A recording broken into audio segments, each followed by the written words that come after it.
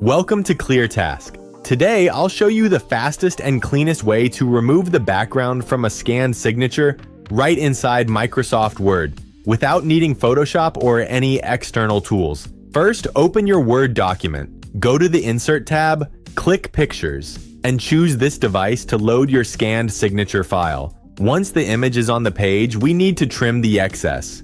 Select the image, go to the Picture Format tab at the top and click Crop. Drag the black handles inward to remove any unnecessary space around the signature. Click anywhere outside the image to apply the crop.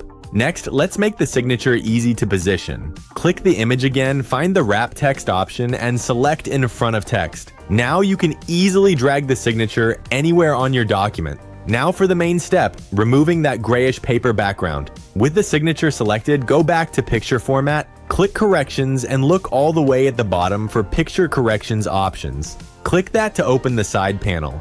Here is the exact formula to isolate the ink. First, increase the contrast up to about 90%. Next, raise the brightness to around 15%. Finally, push the sharpness up to between 90 and 100%.